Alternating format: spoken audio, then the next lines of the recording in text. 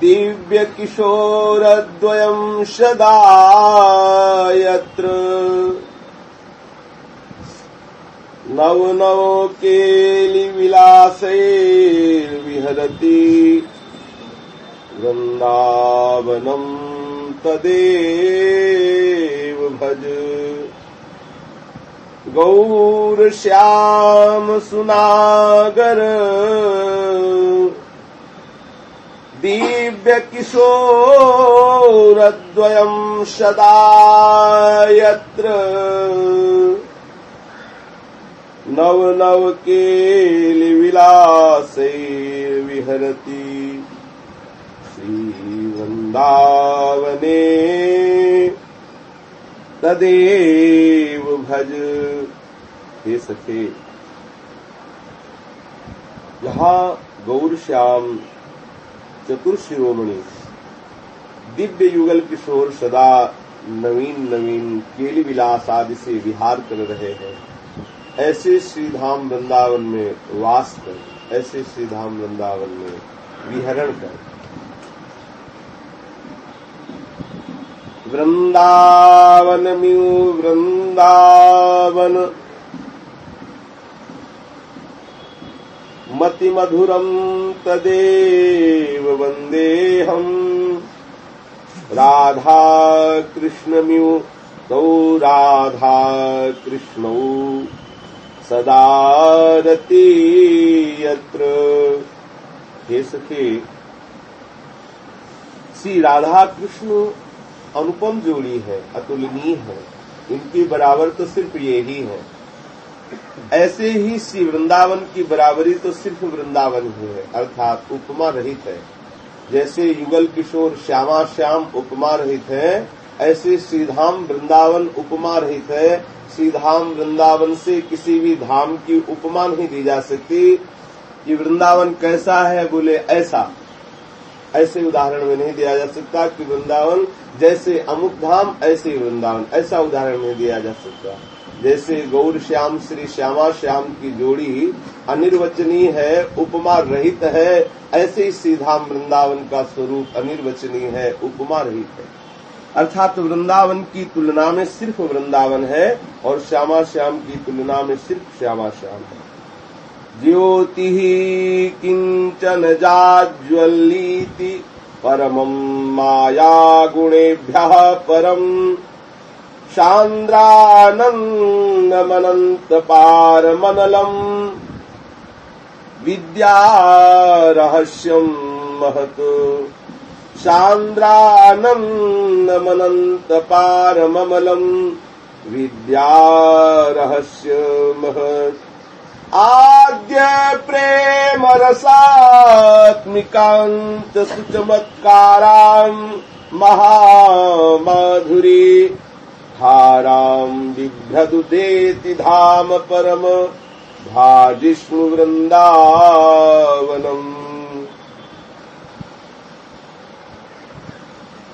सतोगुण रजोगुण तमोगुण इन तीनों गुणों के प्रभाव से परे अर्थात श्री वृंदावन धाम में इन तीनों गुणों का प्रभाव नहीं पड़ता। वृंदावन धाम त्रिगुणातीत है।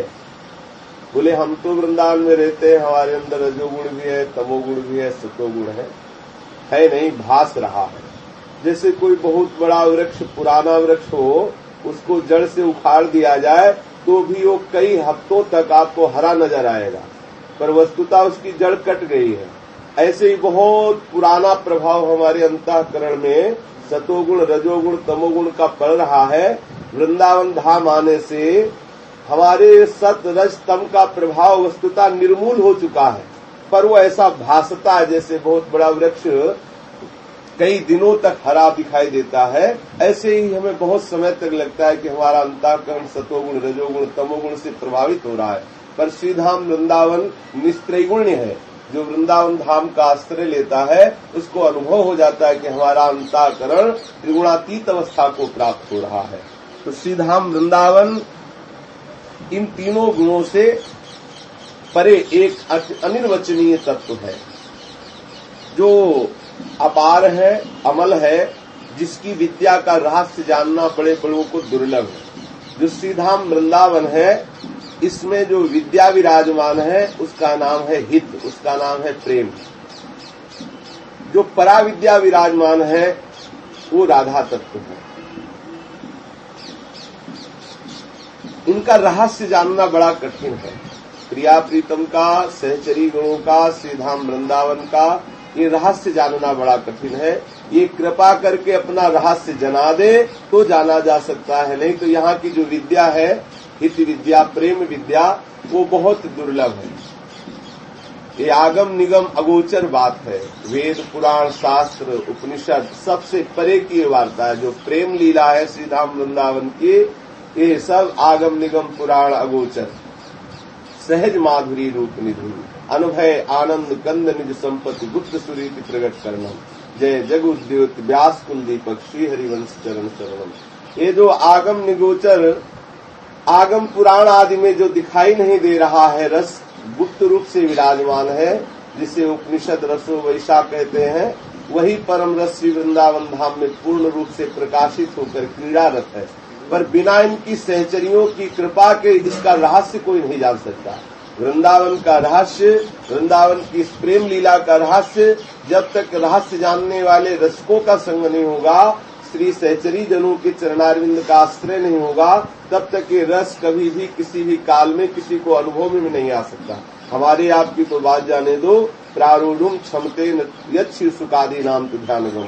बोले भगवान शंकर और ब्रह्मादि और सुखदेव आदि की भी क्षमता नहीं है। प्रारूढ़ क्षमते न यक्षि सुकादि नाम तो ध्यानगम।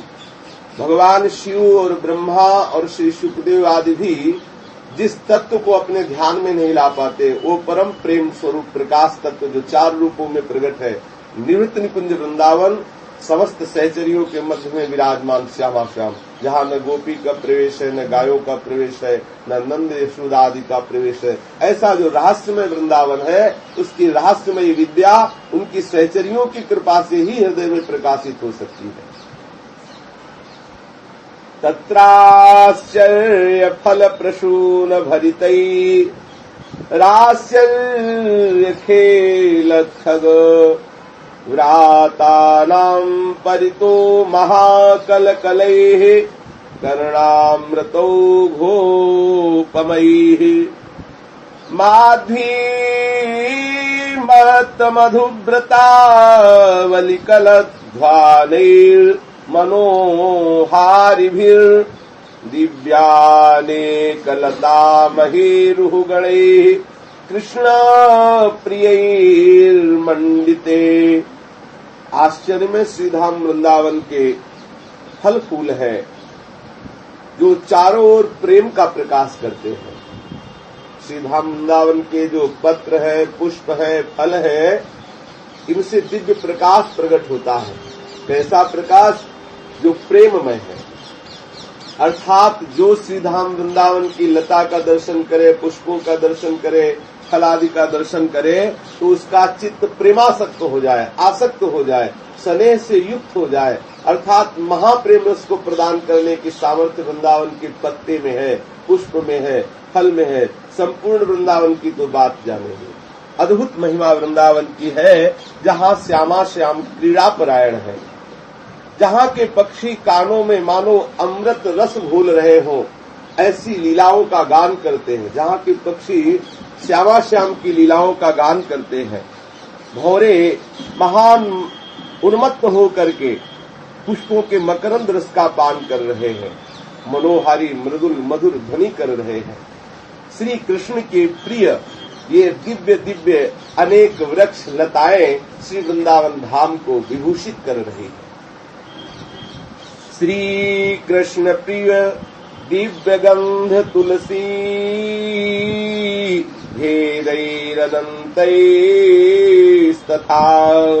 संतानैर्हरिचन्दनैरगणितैः गल्पद्रुमाणाम्बनैः दिव्यालेखसुपारिजातविपिनैर्मन्दारवृन्दैरपि भ्राजिष्णो हरिवल्लभैश्च बहुशो नीपैः कदम्बैर्वृते। अनंत अनंत महिमा है श्री धाम वृंदावन की लताओं की। ये श्री कृष्ण की प्रिय लताएं हैं। श्री कृष्ण को आनंद प्रदान करने वाले यहाँ के वृक्ष हैं, यहाँ की लताएं हैं जो दिव्य सुगंधित पुष्पों से युक्त हैं।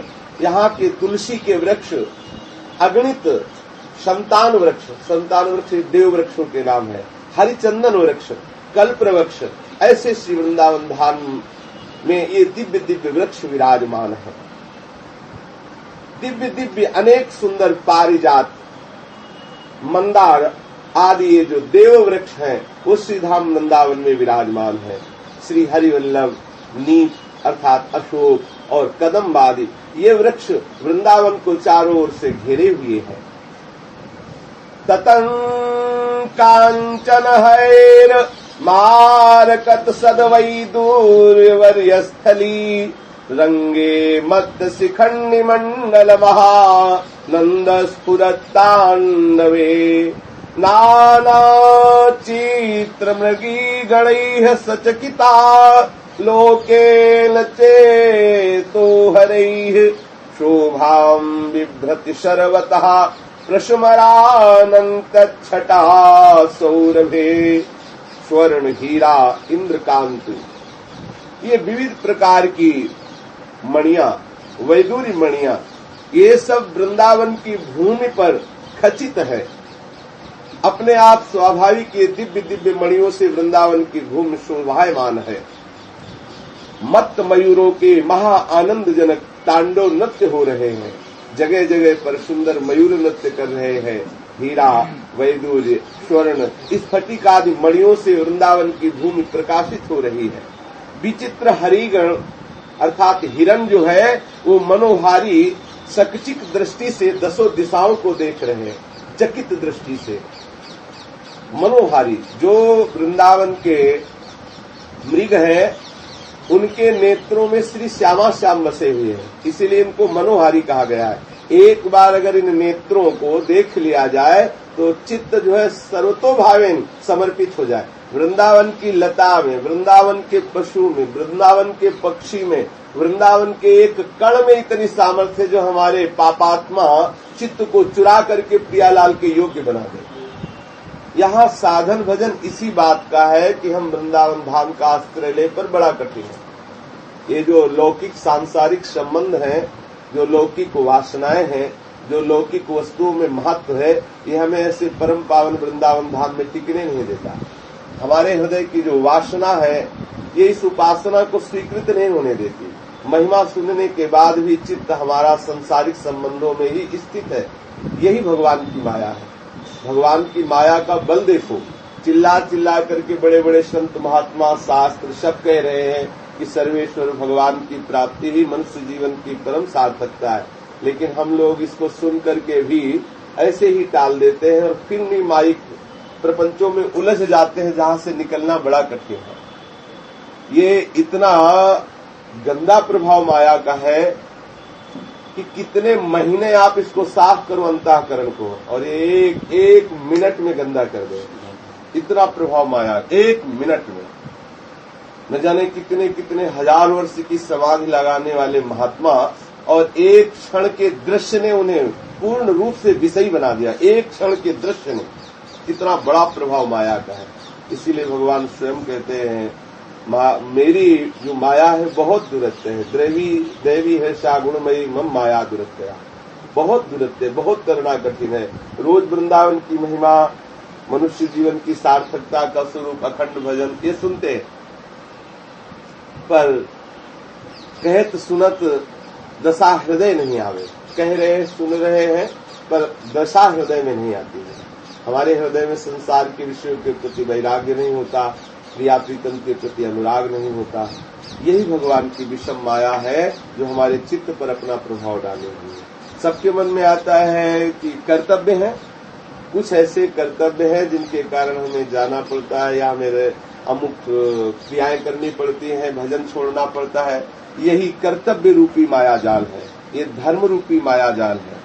इसीलिए भगवान ने गीता में कहा सर्वधर्मान परित्यज्य माम एकम शरणम ब्रज।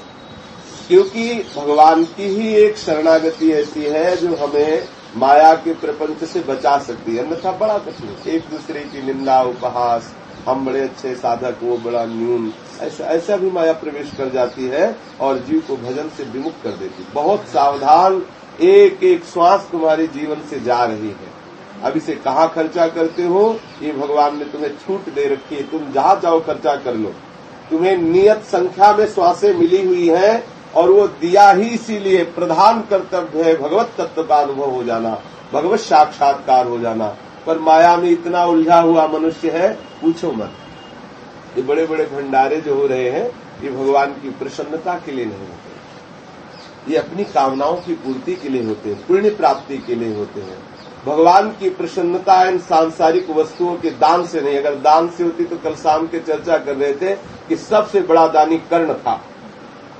जानता है कि कवच काट के दे दूंगा, मारा जाऊंगा, लेकिन काट के दे देता है। अंतिम समय तक अपने पत्थर मार के स्वर्ण का दांत भी दान, मतलब दानियों में दान वीर कर्ण कहा गया है। महाराज नृक बड़े दानी थे, उन्हें भगवान की प्राप्ति हो जाती है। बड़े बड़े दान करने वाले, पुण्य करने वाले क्यों नहीं प्राप्त कर पाते भगवान को?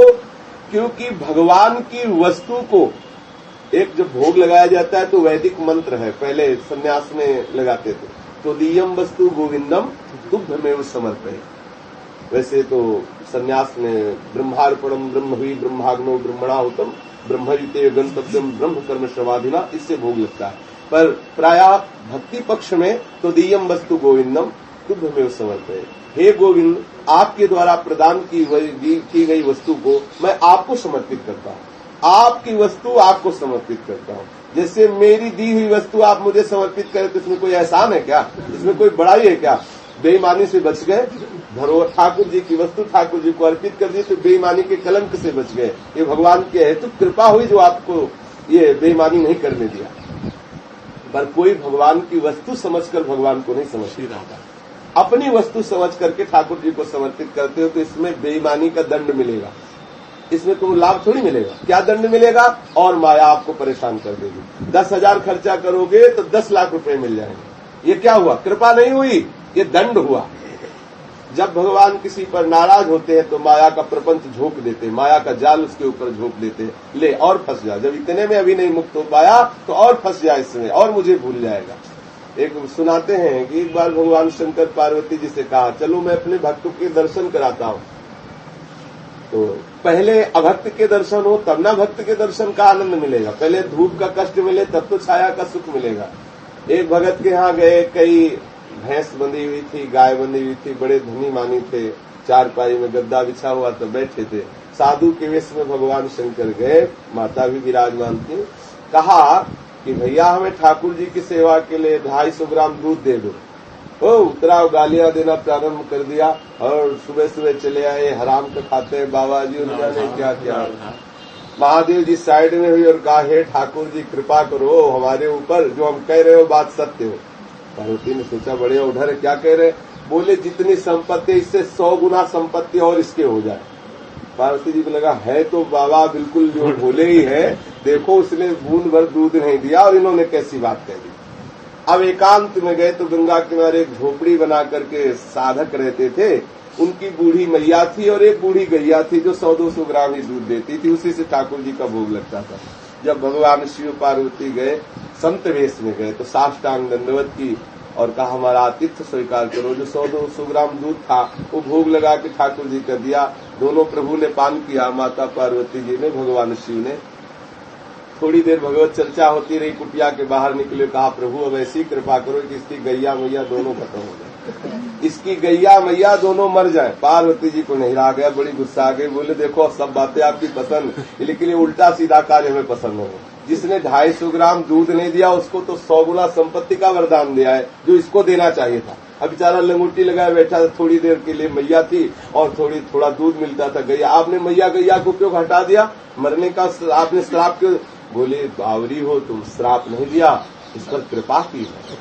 जब वो इतनी संपत्ति पे वो हमारा अपमान कर रहा था, तो जब 100 गुना और संपत्ति बढ़ेगी तो महापाप करेगा और घोर रो नरक जाएगा। और इसके भजन में ये गैया मैया थोड़ा विक्षेप बन रही थी। थोड़ा समय इसका कुछ गैया सेवा में जाता था, कुछ मैया में जाता था। दोनों भगवान के धाम को गए, अखंड ध्यान करके ये मेरे को प्राप्त हो जाएगा। ये है भगवत कृपा।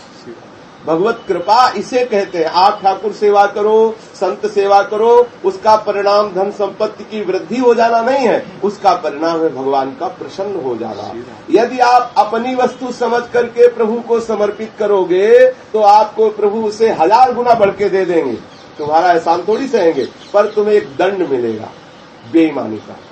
तुम्हें एक बेईमानी का दंड मिलेगा कि भगवत संपत्ति को अपनी मान करके और भगवान की सेवा में लगा रहे हो, तो तुम्हें उसका 1000 गुना ये दंड है। माया मिलना लाभ नहीं है, 1000 गुना बढ़ के माया मिलेगी, अर्थात इतने में तो बुद्धि ठिकाने में नहीं है। जब और बढ़ जाएगी तो अहंकार और बढ़ जाएगा, देहाभिमान पुष्ट हो जाएगा और तुम नष्ट हो जाओगे।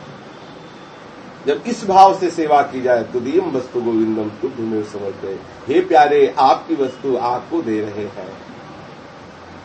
रहीमदास जी चित्रकूट में संतों के लिए कुछ वस्त्र और कुछ सेवाएं बांट रहे थे, ऐसे नहीं। तो किसी ने पूछा आप नेत्र क्यों झुकाए नहीं है, नेत्र उठा क्यों नहीं रहे हैं? तो उनका देनहार कोई और है, देत रहे दिन रैन, लोग भरम मुंह पे करें तासो नीचे नैन। लोग कह रहे हैं कि रहीम दे रहे, इसलिए मैं नेत्र झुकाए हुए हूँ। ये बदनामी का टीका प्रभु क्यों लगा रहे? प्रशंसा नहीं, बदनामी, क्योंकि आप देने वाले हैं, आप ही लेने वाले हैं, और मैं इसमें बीच में कहां से आ गया? ये शुद्ध भावना। क्या ऐसे भाव से आप लोग सेवा करते हैं? विचार करें, क्या ऐसे भाव से सेवाएं हो रही हैं? पुण्य लाभ की भावना से। अगर ऐसे भाव से सेवाएं हो तो अंतःकरण निर्मल होकर के और प्रिया प्रीतम की प्राप्ति हो जाए। थोड़ी सी निष्काम सेवा भजन में लगा देती है। इतनी बड़ी बड़ी सेवाएं होने पर साष्टांग दंडवती परिक्रमा दी जा रही है, लेकिन हृदय में प्रेम प्रकट नहीं हो रहा। क्यों? एक तरफ भगवान है, एक तरफ भगवान का वैभव है, एक तरफ आप हो, एक तरफ आपका वैभव है।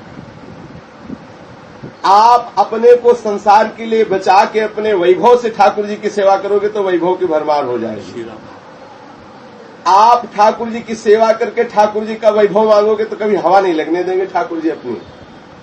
आप अपने को समर्पित करके और सिर्फ ठाकुर जी को चाहो, फिर देखो प्रेम मिलता है कि नहीं मिलता। अर्जुन की विजय इसीलिए हुई, कल चर्चा ही कहते, अर्जुन की इसीलिए विजय हुई कि अर्जुन ने अपने आप को ठाकुर जी को समर्पित किया और सिर्फ ठाकुर जी को चाहा और कुछ नहीं, सिर्फ श्री कृष्ण को चाहा। दुर्योधन और अर्जुन दोनों थे, उन्होंने कहा भाई महायुद्ध में चलूंगा लेकिन मैं अस्त्र ग्रहण नहीं करूंगा। तो दुर्योधन ने कहा तुम्हें कोई आरती थोड़ी उतारनी है, युद्ध में तो चाहिए। तो उनका एक अक्षोणी नारायणी सेना है जिसका जोड़ त्रिभुवन में कोई नहीं है, और सात्विकी जैसा उसका सेनापति, ले जाओ। दुर्योधन बड़ा प्रसन्न हुआ, ले जाओ। अर्जुन से कहा तुम बावरे रहे, नारायणी सेना नहीं मांगी और तुमने मुझे मांग लिया, मैं तो अस्त्र शस्त्र ग्रहण नहीं करूंगा। बोले प्रभु आप बिना अस्त्र शस्त्र के ही हमारे लिए काफी है, हमें नारायणी सेना नहीं चाहिए, मुझे नारायण चाहिए। देखो भक्त का संबंध प्रभु से होता है, प्रभु के वैभव से नहीं होता। ध्यान रखना, जो प्रभु के वैभव की तरफ ताकता है तो प्रभु से बहुत दूर रहते हैं, प्रभुता से प्रभु दूर रहते हैं। जो प्रभुता को प्राप्त हो गया है तो प्रभु से दूर हो गया है, जो प्रभु से जुड़ा हुआ है प्रभुता उसके चरण चूमती रहती है। ध्यान रखना, प्रभुता लक्ष्य में होगी तो प्रभु दूर हो जाएंगे और प्रभुता भी हाथ नहीं आएगी। अगर प्रभु लक्ष्य में है तो प्रभुता चरण चूमेगी और प्रभु साथ रहेंगे। जब श्री वृंदावन धाम की अद्भुत कृपा होती है तब जीव के मन में आता है कि मैं वृंदावन में रहूं, मैं वृंदावन में भजन करूं। कितना जीवन रह गया है। अरे आंख पलक झपकते 60-70 वर्ष 45 वर्ष तो व्यतीत हो गए अपने लोगों को। विचार करो 20-22 वर्ष 30 वर्ष 40 ऐसे व्यतीत हो गए। लगता है अभी हमको ऐसा लगता है कल घर से निकले थे, ऐसा लगता है। अभी ऐसा लगता है अरे अभी क्या है जीवन। 35 साल 40 साल 47 साल बीत गए। इतना 47 वर्ष कितने होते? 47 वर्ष कितना लगता है? नहीं लगता। और बीत गए ऐसे। अब कितने रह गए? कितने सेकंड जीवन के हैं? मनुष्य जीवन का परम लाभ है भगवत प्राप्ति, लेकिन बड़ा कठिन। माया बड़ी दुर्दांत है, जबरदस्ती जीव के चित्त को घसीट करके बलात् ज्ञानी नाम पितेतांश देवी भगवती सा बलादा कृष्ण मोहाय महामाया पृछति। बलात् चित्त को आकर्षित करके और संसार में लगाए। बोले अमुक कर्तव्य अमुक। अरे कल तुम जियोगे कि नहीं जियोगे, क्या भरोसा? किस कर्तव्य के लिए? गीता जरूर पढ़नी चाहिए। हम इसीलिए प्राय जो शुरुआत में इस मार्ग में जुड़ते हैं उनको कहते हैं आप गीता का एक गीता पास रखो, गीता का स्वाध्याय करो और टीका पढ़ो महापुरुषों के द्वारा जिनको ब्रह्म तत्व का अनुभव हो गया है। आजकल सब लोग टीकाएं करने लगे, लेकिन गीता के टीका करने का अधिकार उसी को है जो श्री कृष्ण स्वरूप में लीन हो चुका है, अर्थात जो सारे जगत को श्री कृष्ण में समझ करके समस्त वासनाओं से निवृत्त हो चुका है, जिसे शरीर के नाश का भय है, जो पिस्तौल खोस के चलता है, जिसको गार्ड की जरूरत है, वो गीता की टीका करे, गीता की टीका करे। विचार करो, जहां गीता में शुरुआत यहीं से किया गया है। जब अर्जुन पंडितों जैसी वार्ता करते तो श्री कृष्ण हंस देते हैं, यहीं से उनका उपदेश शुरू होता है और कहते जो शोक करने योग्य है उसके लिए तो तुम शोक नहीं कर रहे हो, जो शोक करने योग्य नहीं उसके लिए तुम शोक कर रहे हो। एक एक श्वास माया प्रपंच में नष्ट हो रही तो अपने स्वरूप का विस्मरण करके और अपने को देहधारी मान करके ये सब बातें करो। बातें तो पंडितों जैसी करते हो लेकिन हो मूर्ख। यही हंसी की बात आती, हंसी की बात आती। विचार करो, ब्रह्म तत्व का सांगोपांग वर्णन है गीता में, भक्ति तत्व का सांगोपांग वर्णन है गीता में। दो ही तत्व स्वरूप में, ब्रह्म तत्व ज्ञान मार्ग में और भक्ति तत्व में श्री सगुण साकार स्वरूप है। ब्रह्मभूता प्रसन्नात्मा न सोचती न कांक्षति समः सर्वेषु भूतेषु मद्भक्तिं लभते पराम, ये गीता जी का श्लोक है। बोले जो ब्रह्मभूत हो चुका है, अर्थात जिसे ब्रह्म तत्व का अनुभव हो चुका है, जिसे ब्रह्म तत्व का ज्ञान हो चुका है, न सोचति न कांक्षति समः सर्वेषु भूतेषु मद्भक्तिं लभते पराम, एक ही परम तत्व को सर्वत्र देखते हुए मेरी पराभक्ति का लाभ से ये हुआ, न कोई सोच रह गई न कोई चाह रह गई। अब बोलो, यदि वो गीता जी की टीका करे और अंग रक्षक रखे और पिस्तौल छफेरा खोसे पीछे, आप बोलो क्या वो गीता का टीका का स्वरूप निकाल सकते हैं? वो गीता की टीका कर सकते हैं? क्योंकि गीता का रहस्य नहीं जान पाए। अगर गीता का रहस्य जान जाए तो खुली छाती दुश्मनों के बीच में घूमे, बड़े बड़े हिंसक उसके सामने सर झुका देंगे। गीता का रहस्य है ब्रह्मभूता प्रसन्नात्मा न सोचती न कांक्षति समः सर्वेषु भूतेषु मद्भक्तिं लभते पराम। एक कूटस्थानंद नाम के महात्मा थे, हिमालय के जंगल में विचरण कर रहे थे, पूज्य सूर्या बाबा की बात है।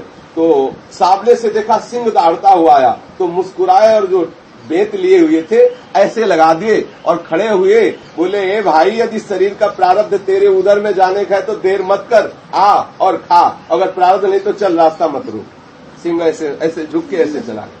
एक किंचन मात्र भय नहीं, क्योंकि जानते हैं सर्वम कलमिदम ब्रह्म ने नानास्ति, एक ही परमात्मा सब जगह विराजमान है। तो प्यारे, अगर लीला में इस शरीर का आहार आपके उदर में जाने को लिखा है तो स्वीकार करो, क्योंकि शरीर का त्याग हो जाने पर ही ज्ञान होता है।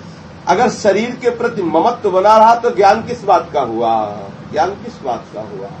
गीता जरूर स्वाध्याय करनी चाहिए, जरूर स्वाध्याय करनी चाहिए।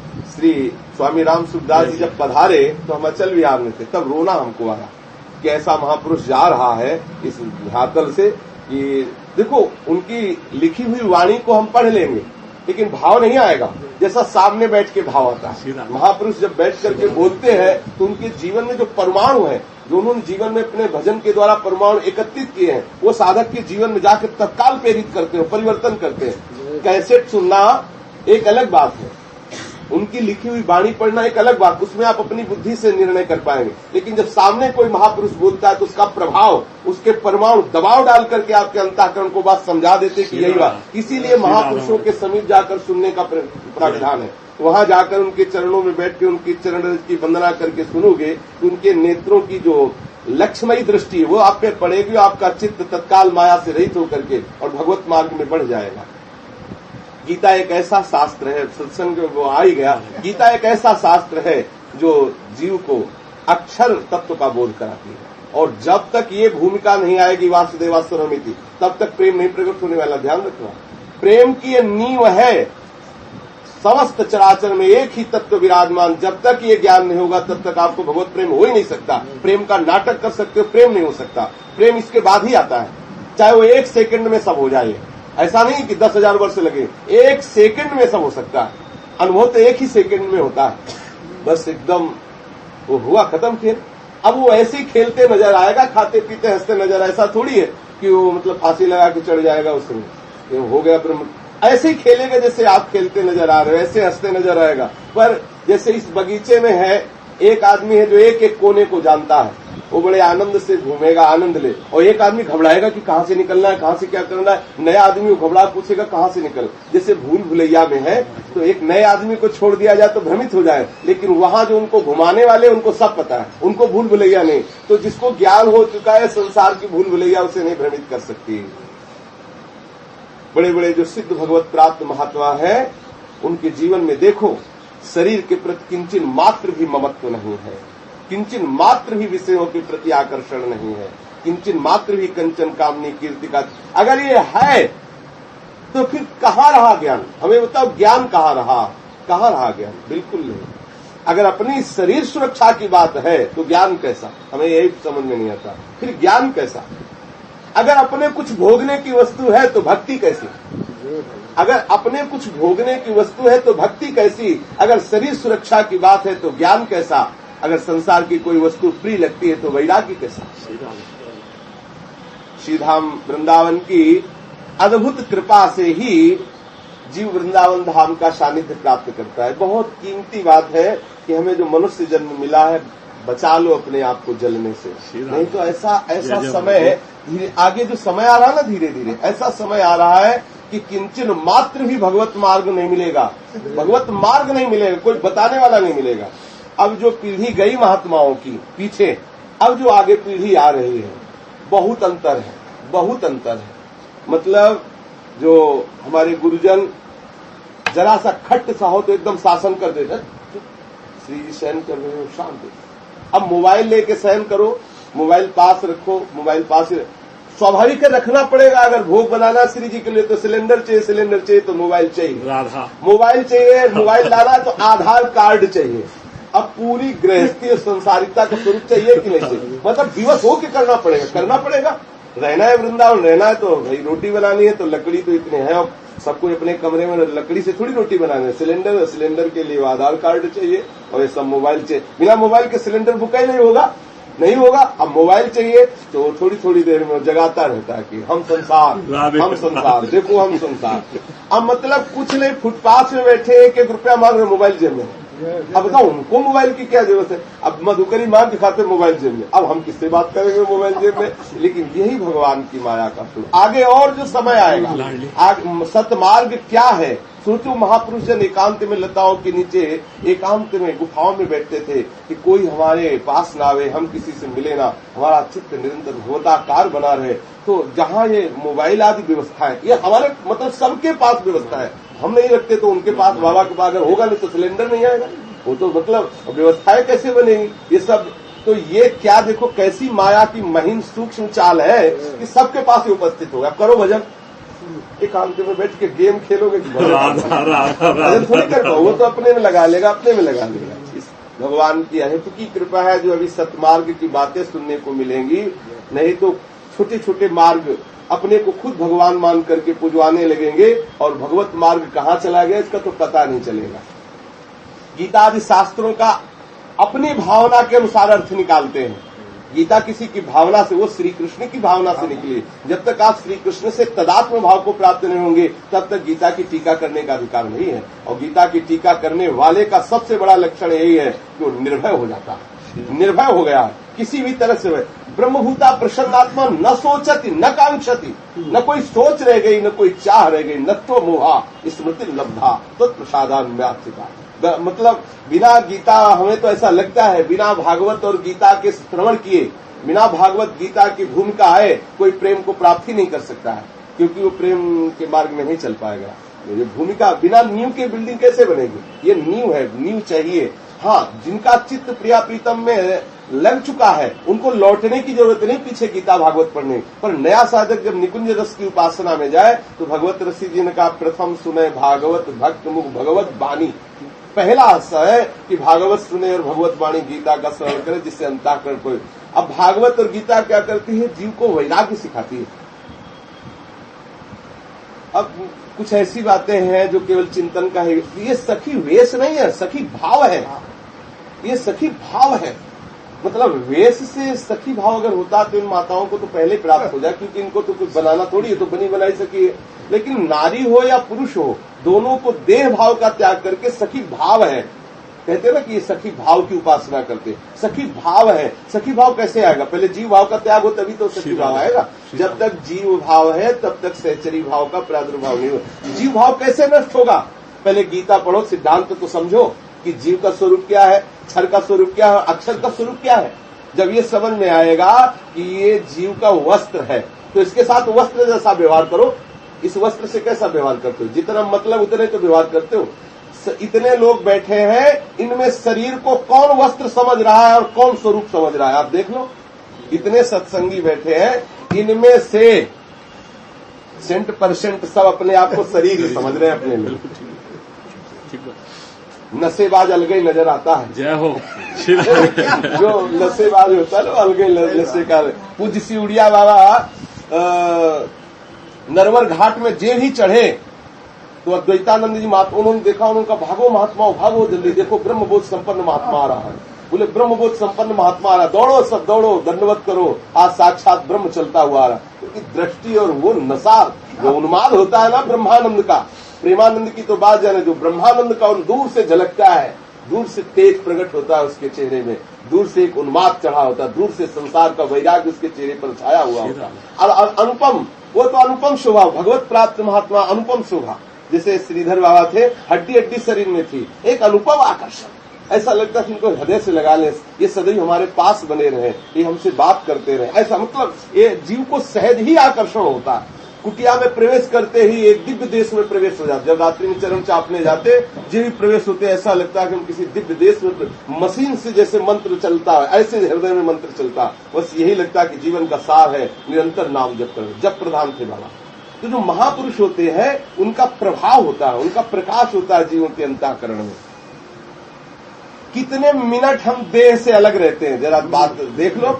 कितने मिनट हम देह धर्म से अलग रहते हैं, कितनी कौन सी क्रियाएं हम देह धर्म रहित होकर के देखते हैं। सब देह धर्म युक्त हो रहा, नहीं हो रहा। इसीलिए आवश्यक है, जब तक हमें ये ज्ञान नहीं होगा। देखो प्रेम मार्ग में कहते हैं यहाँ ज्ञान की क्या आवश्यकता है। जैसे हमारे यहाँ कहा गया है, ज्ञान धर्म व्रत कर्म भक्त किंकर किए। ज्ञान धर्म व्रत ये सब भक्ति के दास बना दिए। तो वही हरिवंश महाप्रभु कहते हैं कि जैसे हरिवंश प्रपंच बंच सब ये काल ब्याल को खायो, यह जिय जान श्याम श्यामापद कमल संगी सिन्नायो। ये सारा संसार जितना देख रहे हो, प्रपंच मतलब पंच तत्व के द्वारा रचित, जितना भी उसे प्रपंच कहते हैं। ये पंच तत्व के द्वारा जो रचित संसार है, ये काल रूपी सर्प के द्वारा खाया जा चुका है। जैसे मेढक को सांप ने अपने मुंह में भर लिया है, अब थोड़ा सा मुंह उसका खुला है तो आगे सामने कीड़े को खाने की चेष्टा कर रहा है। उसको ये पता नहीं कि एक ही झटके में हम गए अंदर। बस ऐसे ही काल ने तो हमको पकड़ रखा है, पर हम विषय भोगों की तृष्णा से संसार में दौड़ रहे हैं। इत महाप्रभु कहते हैं, जैसी हरिवंश प्रपंच बंच सब काल ब्याल को खायो। ये क्या है? ये ज्ञान, ये ज्ञान है कि संसार क्या है। बोले काल ब्याल के द्वारा ग्रसित खाया गया है। यह जिय जान, जानना ही तो ज्ञान है ना। ऐसा जान करके, मतलब ऐसा ज्ञान प्राप्त करके कि ये संसार, ये शरीर सब काल के द्वारा ग्रसित है, इसलिए इसका त्याग कर दो। त्याग करने का नाम ही वैराग्य है। यह जिय जानी, ऐसा जान करके इससे प्रपंच बंच सब, बंच माने होता त्यागना, इस प्रपंच का त्याग कर दो। अर्थात संसार से ज्ञान करो ये बात का कि सारा संसार माया के द्वारा रचित और काल के द्वारा ग्रसित है। इस बात का ज्ञान प्राप्त करके इस बंच संसार का त्याग कर दो। फिर क्या करो? बोले अनुराग करो श्यामा श्याम के अनुरागी जनों के चरणों में। एक ही लाइन में, इसमें 2 लाइन में पूरा सिद्धांत शास्त्रों का कह दिया। जैसी हरिवंश प्रपंच बंच सब ये काल व्याल को खायो, यह जिय जान श्याम श्यामापद कमल संगी सिरनायो। बिना ज्ञान के संसार से वैराग्य नहीं होता और बिना वैराग्य के अनुराग नहीं होता। जगते भयो किरे वैरागी, श्री वृंदावन रस में अनुरागी। श्री वृंदावन धाम की अद्भुत कृपा है, जो हमें वृंदावन धाम चलो कुछ ही दिन के लिए सही बुला लेता है और कृपा करके सुनवा रहा है। तो अब जो जहाँ प्राय आज पुरुषोत्तम मास का समापन दिवस है, जो जहाँ जाए तो वृंदावन का हो के जाए। मतलब वहाँ का हो के यहाँ मत आओ, यहाँ का हो के वहाँ जाओ। बस भाव एक, देखो क्रियाएं वही है, भाव का अंतराय है। अपने लिए रसोई बनाओगे तो गीता में लिखा हो पाप खाता है, और श्री जी के लिए रसोई बनाओगे तो प्रसाद पाता है। कृपा हो गई।